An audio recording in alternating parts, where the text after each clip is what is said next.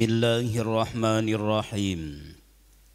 Assalamualaikum warahmatullahi wabarakatuh. Alhamdulillahi rabbil alamin. Allahumma salli ala Muhammadin.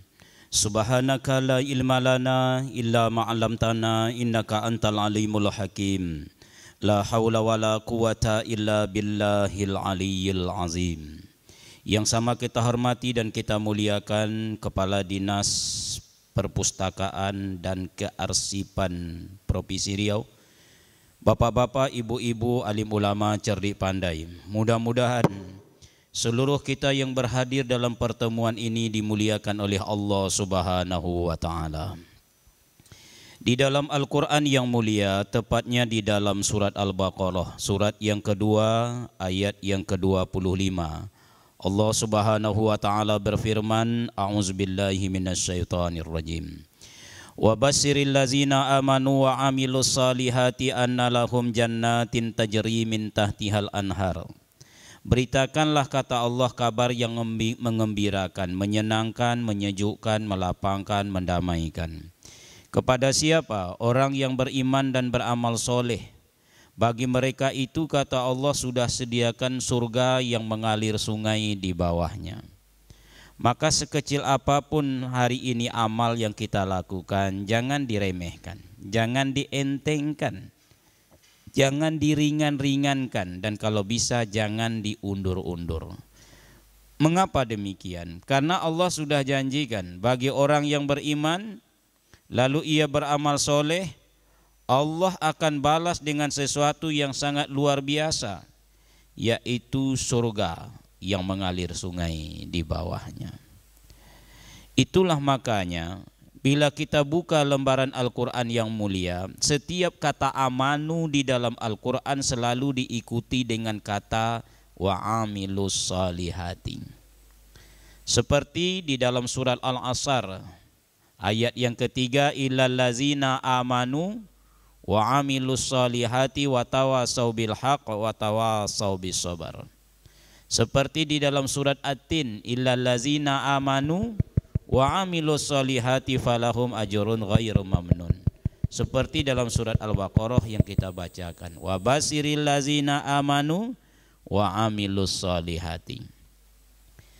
Seandainya tidak ada kata wa amilus salihati sesudah kata amanu, itu pastilah dalam bentuk wujud nyata amal soleh itu. Contoh, ya ayyuhallazina amanu, itu tidak ada wa amilus solihati, tidak. Ya ayyuhallazina amanu kutiba alaikumusiyam. Kutiba alaikumusiyam bentuk nyata dari amal soleh. Ya ayyuhallazina amanu zukurullaha zikran katsira. Zikran katsira wujud nyata amal soleh. Ya ayyuhallazina amanu, itu hari ini. Iza nudiya lis-sholati min yaumil jum'ah. Pergilah solat untuk hari Jumat. Solat Jumat bentuk nyata amal soleh. Jadi setiap kata amanu selalu diikuti dengan kata wa amilus salihati. Bagaikan dua sisi mata uang. Kalau hari ini kita beriman, wajib mewujudkannya lewat amal-amal soleh.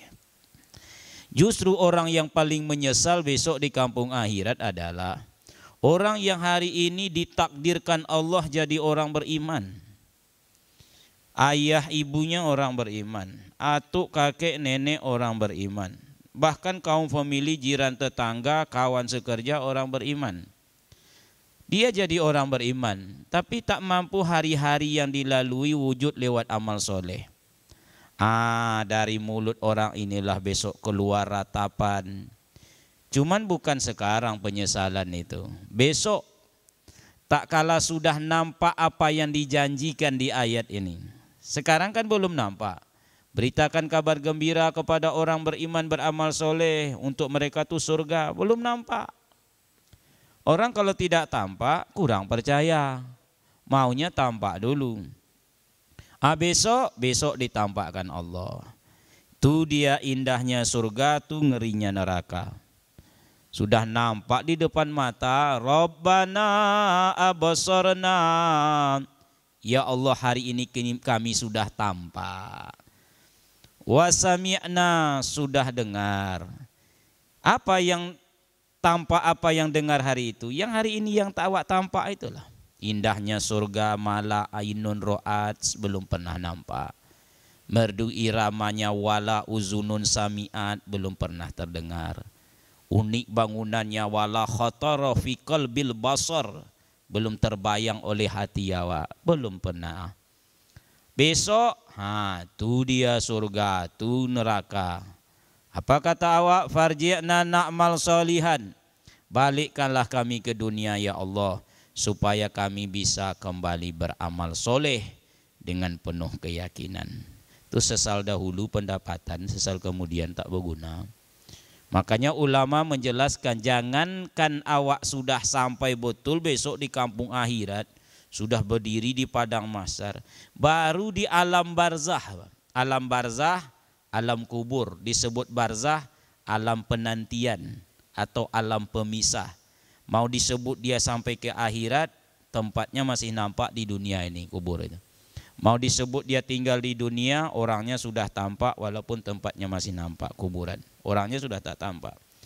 Ulama menjelaskan, baru di alam barzah awak sudah mulai menyesal, Pak. Karena sudah nampak gelap sempitnya kubur dan sendiriannya. Sehingga ulama mengatakan, kalaulah seandainya orang hidup diberi kesempatan mendengarkan ratapan orang yang sudah meninggal di alam kubur, takkan pernah awak datang ke kubur itu. Tidak berani ziarah kubur. Apalagi kalau kenal dia nama awak. Dipanggilnya nama awak tuh, Pak. Tak Samsurijang. Apa ndak tunggang langgang dibuatnya. Orang dalam kubur itu sedang menyesal, Pak. Ya Allah, Rabbi laula akhartani ila ajalin qarib fa asaddaqa wa akum minas solihin. Balikkanlah kami ke dunia ya Allah, supaya kami bisa bersedekah, beramal soleh. Ada yang minta sesaat, sesaat diartikan umpamanya 10 menit.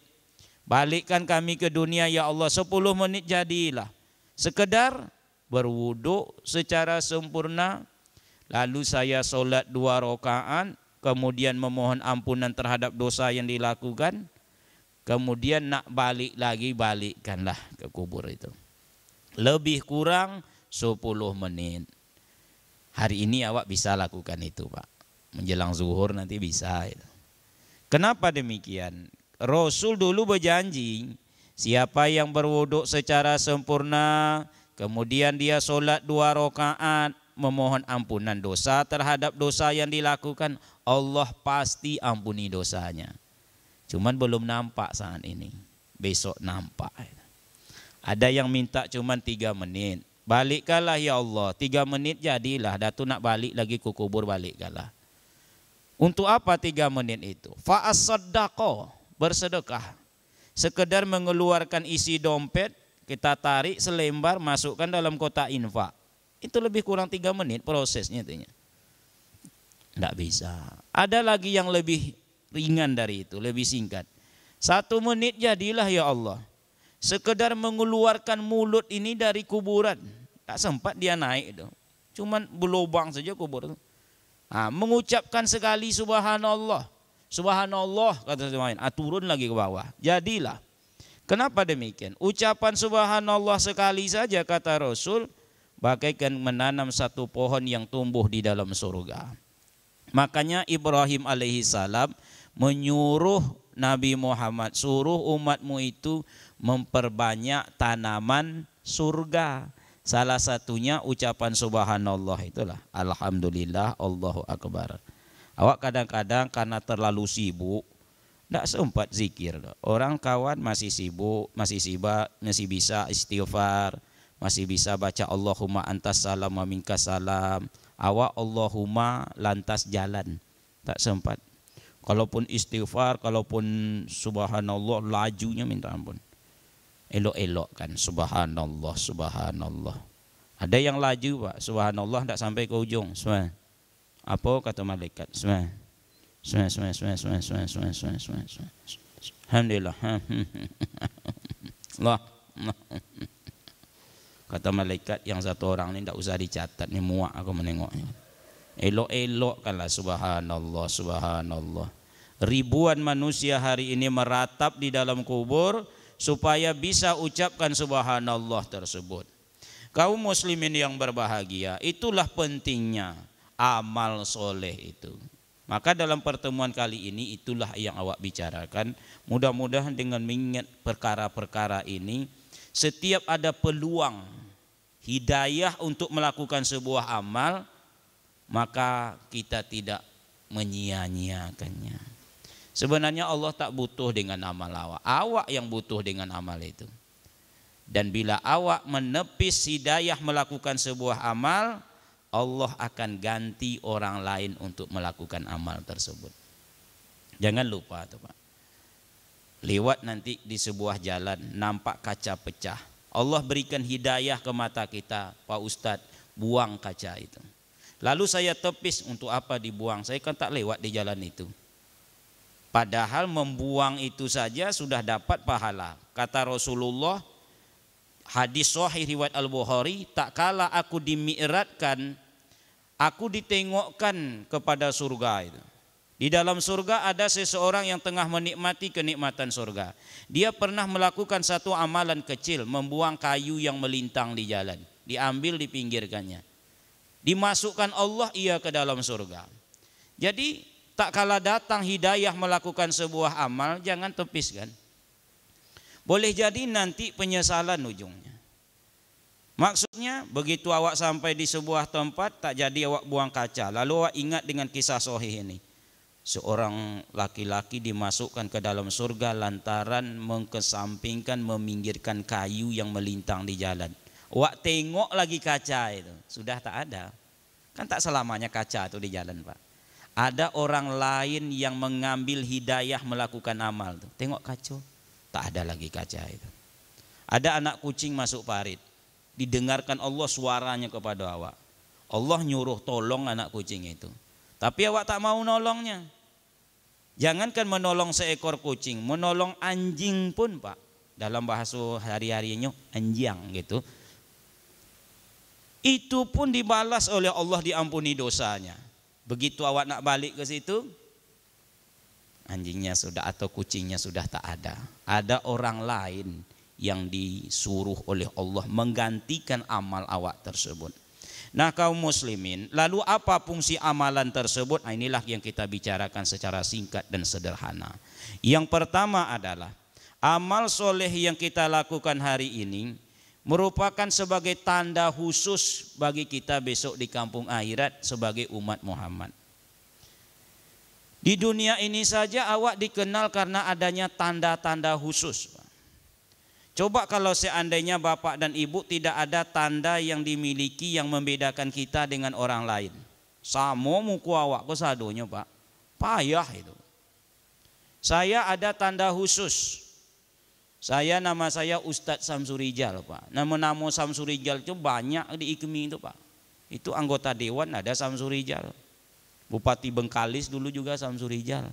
Saya sering diundang tempat beliau itu. Masa sama Samsurijal juga. Samsurijal inilah dia Pak.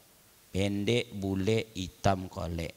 Mana tahu besok Bapak jumpa saya di jalan, tolonglah tegur-tegur sedikit. Ustaz ya. Di IKMI itu ada Samsurijal yang tinggi semampai Pak, gagah ganteng. Itu bukan saya.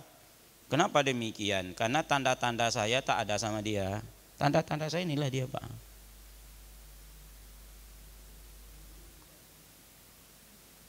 Coba kalau seandainya bapak-bapak ini sama dengan saya, yang mana Ustadz Samsurijal? Apa enggak pening awak? Seluruh ibu-ibu ini mukanya sama, jilbabnya sama, kacamatannya sama semuanya. Apa enggak tertukar bini awak dibuatnya Pak? Bini RT itu diambil oleh RW karena sama. Harus ada nomornya mungkin Pak. Rumah awak, kendaraan awak. Kenapa tidak tertukar? Karena ada ciri khasnya, ciri khusus. Nah segala tanda yang ada di dunia ini ditinggalkan dan ditanggalkan. Ditinggalkan dan ditanggalkan orang. Awak besok di kampung akhirat tak ada tanda keduniaan.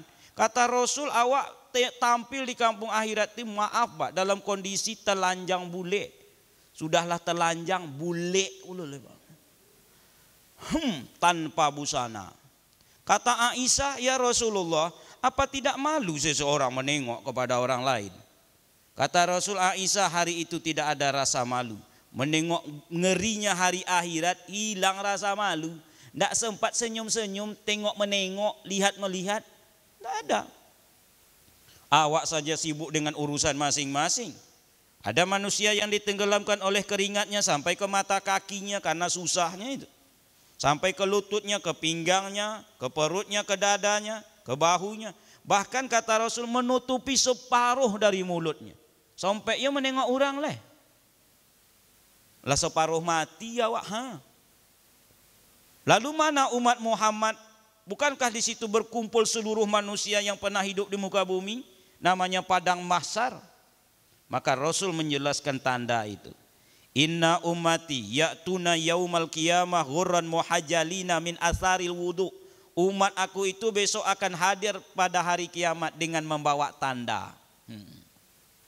Wajahnya itu berseri-seri, bercahaya, berkemilau karena dibasuh oleh air wudu. Berwudu artinya kan beramal, Pak. Tidak mungkin ibu itu berwudu saja, solat enggak, baca Quran enggak, zikir enggak, tapi rajin berwudu. Tidak bisa. Berwudu maksudnya beramal. Maka tugas awak pertama ini adalah memperjelas tanda tersebut. Sehingga Rasul tak lagi ragu menengoknya. Iku umat ambo apa enggak? Nak disebut putih enggak putih betul, nak disebut hitam enggak hitam betul, abu-abu. Memperjelas tanda itulah satu. Yang kedua adalah hari ini kita disuruh melakukan amal soleh. Karena amal soleh ini fungsinya spontan menggugurkan dosa yang pernah awak kerjakan. Makanya kalau kita buka lembaran fadilah amal, amal-amal itu keutamaannya menggugurkan dosa-dosa.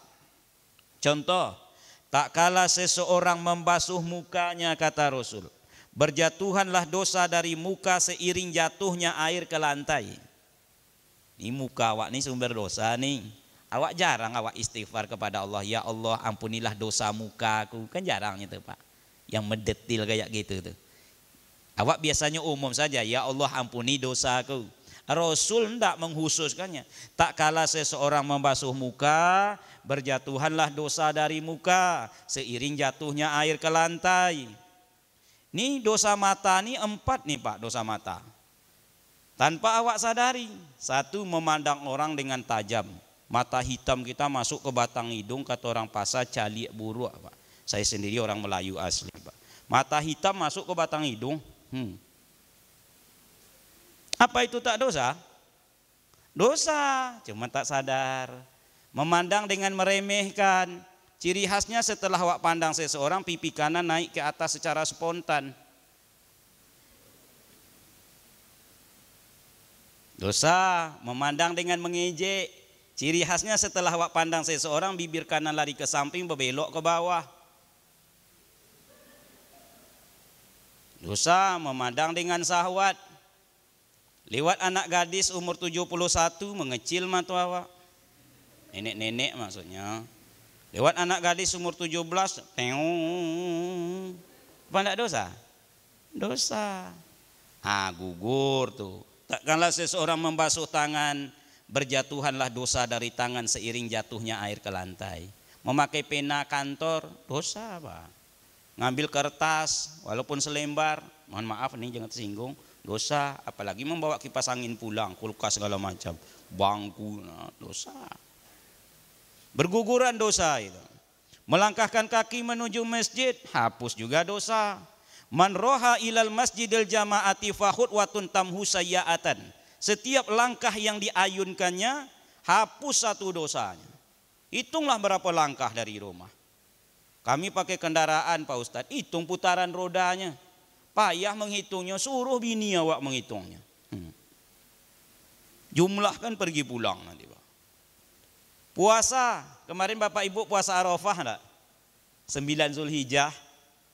Siyamu yaumul Arafah ahtasibu 'ala Allah yukafiru sanata allati qablahu wa sanata allati ba'dahu. Puasa Arafah mampu menghapuskan dosa kalian, kata Rasul, setahun yang lalu, setahun yang akan datang. Puasa Arafah itu. Walaupun itu dosa-dosa kecil. Puasa Ramadan, man shoma ramadhana imanan wa ihtisaban ghufira lahu ma taqaddama min dzambih. Siapa yang puasa siang hari bulan Ramadan, hapus dosa-dosanya yang sudah berlalu. Apalagi saudara kita yang menunaikan ibadah haji itu. Allah turun ke langit dunia lalu berseru kepada para malaikat pada hari Arafah. Orang yang hari ini wukuf di padang Arafah, kata Allah, seluruh dosa yang mereka bawa sudah aku ampuni, sekalipun mereka membawa dosa sebanyak butiran pasir yang terhampar atau sebanyak titik hujan yang jatuh ke bumi. Hari ia kembali ke rumahnya seperti hari ia dilahirkan dari rahim ibunya, tanpa noda, tanpa dosa. Apa ndak rindu orang ke sana tuh Pak? Belasan tahun ditunggu, jutaan habis, berpisah dengan keluarga, kadang meninggalkan di sana Pak. Tapi dibalas dengan ampunan yang luar biasa. Jangankan Bapak Ibu mau sholat, mau zikir, baca Quran, sedekah, hadir dalam majelis ilmu seperti ini. Seorang perempuan lacur Bani Israel diampuni dosanya oleh Allah lantaran menolong seekor anjing yang sedang kehausan. Dosanya menggunung. Sementara yang ditolongnya bukan kucing Pak, kesayangan Abu Hurairah. Bukan pula kambing yang bisa awak potong untuk korban dan akikah. Tidak pula ayam yang bisa digoreng. Yang ditolongnya ini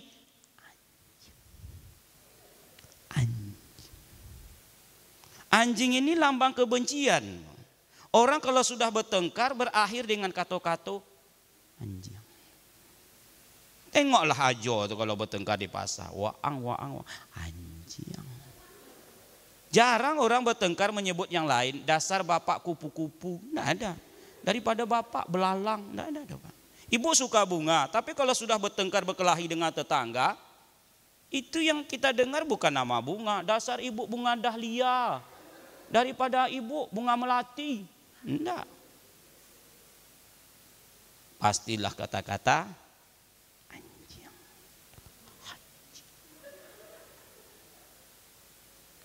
jangankan itu Pak, pengalaman kawan mau mobil, kemudian bapak yang di depannya jatuh, awak kan harus tolong menolong, dipinggirkannya lah mobil, ditolongnya bapak ini. Kebetulan yang jatuh ini orang awak Sumbar, ditolongnya. Jatuh bapak, iyo Pak, ngapa jatuh? Iko tadi Pak malinteh kabawanjang kok disiko, malinteh kabawanjang kok disiko. Menurut bapak ibu non melinteh kabau atau anjing? Kabau kan? Yang disalahkannya anjing yang disalahkannya Pak. Itu buruknya Pak anjing ini. Diampuni dosanya oleh Allah lantaran menolong seekor anjing yang sedang kehausan. Lalu bagaimana kalau bapak ibu istiqomah sholat 5 waktu di awal waktu? Secara berjamaah, berzikir, berinfak, bersedekah, menyenangkan hati orang tua, menghargai kawan dan lain sebagainya. Tidak akan disia-siakan Allah. Menarik ujung bibir ke samping saja disebut Rasul sedekah. Kurang apa sayang Allah sama awak? Tinggal mau atau tidak. Sekarang senyum pun awak payah. Jangankan menolong saudara kita memuliakan. Menarik ujung bibir ke samping pun kini payah minta ampun. Bertahan awak tuh Pak. Senyum orang. Pak, iya. Oh mak, apalah payahnya sesenti ke kanan, sesenti ke kiri. Siapa awak ini? Anas bin Malik, 10 tahun aku tinggal bersama Rasul. Belum pernah Rasul memandangku tanpa tersenyum. Itu Rasul, kekasih Allah. Dunia ini kalau ada pucuk dalam genggamannya, awak baru RT, tidak mau senyum doh. Wibawa cicaknya kau. Wibawa bukan di situ letaknya. Tubassumika fi wajhi wa akhika sedekah. Senyum yang engkau lemparkan kepada seseorang itu adalah sedekah. Tapi bagaimana pun juga harus ada kawan. Jangan nak beramal tapi tak ada berkawan, tak bisa. Nampak tiang listrik kok.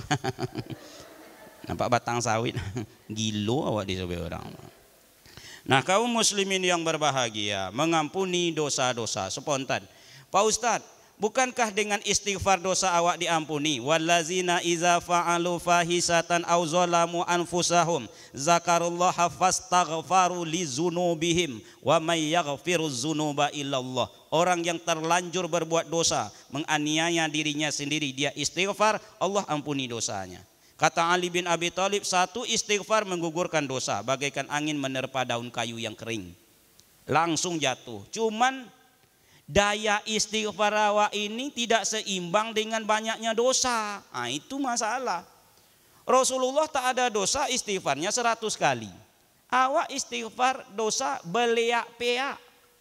Tidak beleak doh Pak, beleak peak. Istighfar awak 3 kali selesai sholat. Itu pun ada yang sesambilan.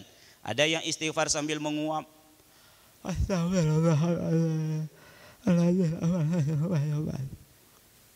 Ada yang istighfar sambil nonton TV. Astagfirullah. Was itu sayang, mama nak nonton.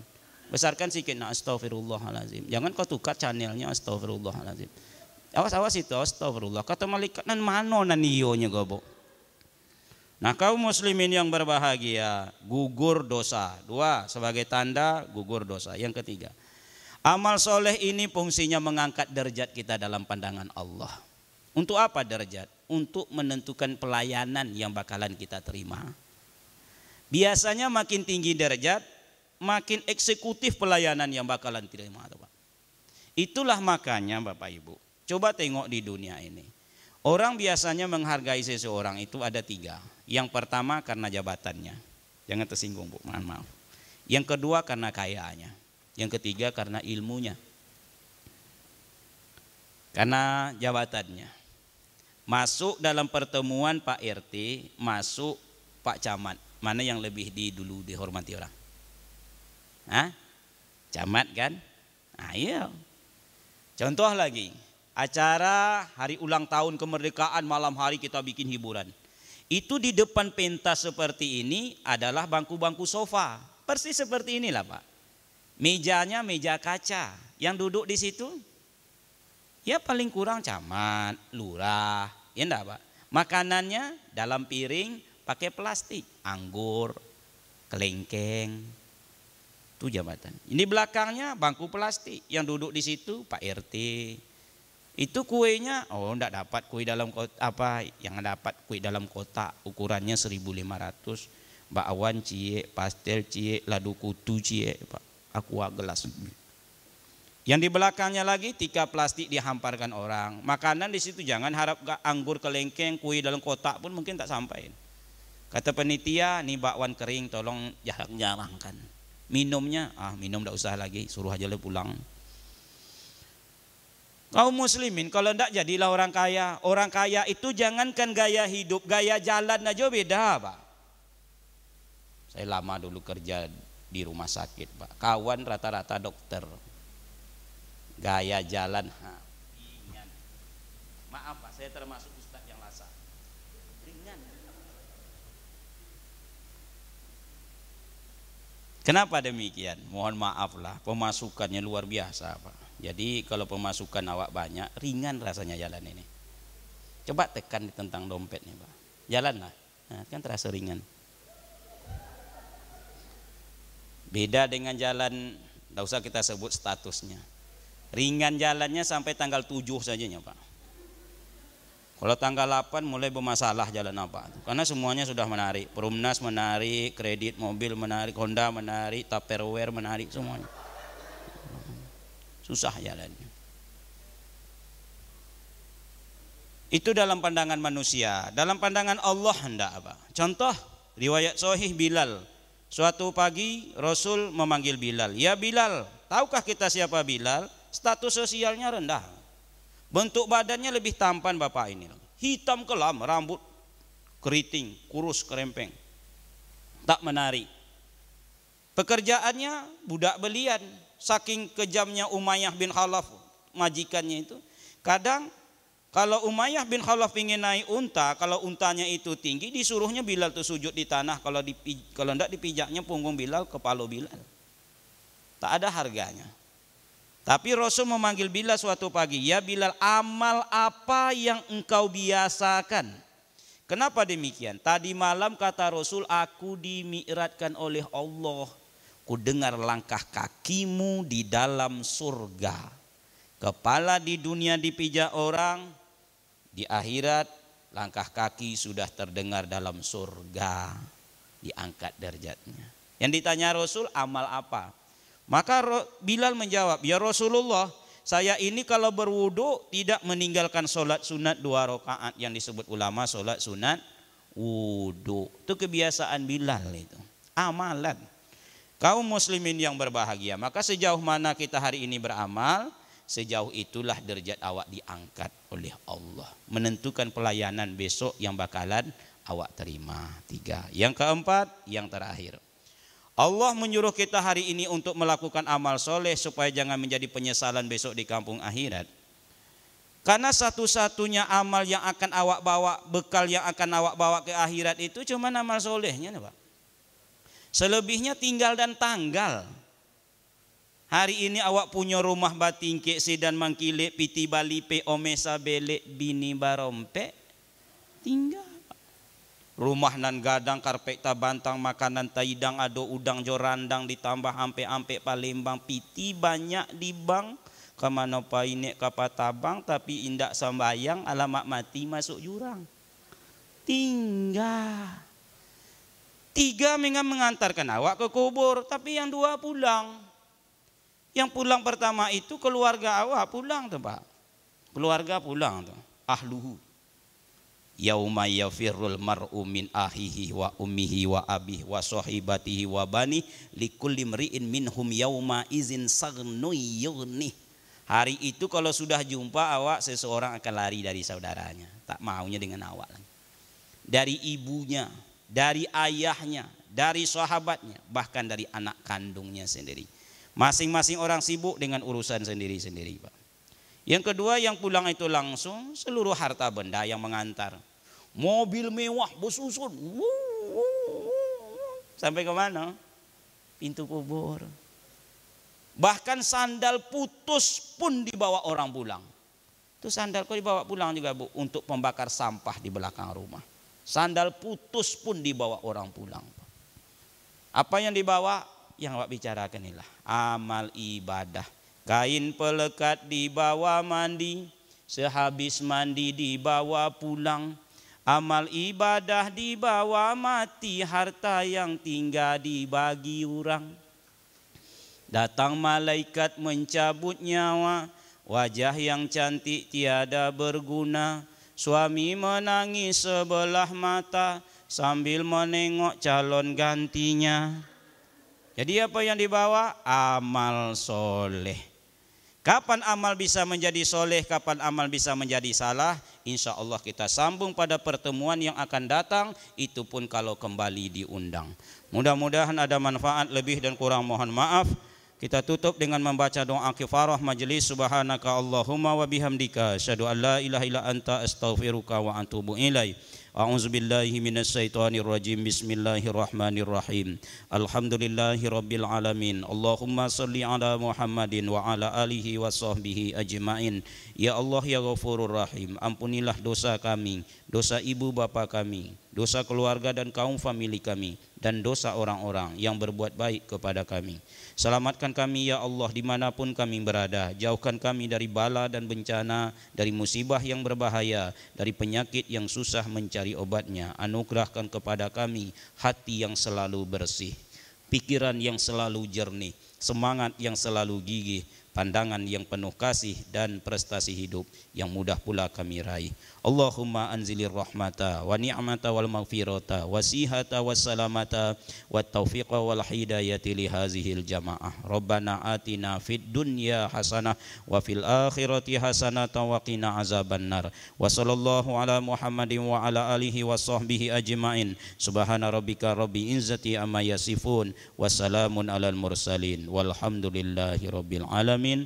Assalamualaikum warahmatullahi wabarakatuh.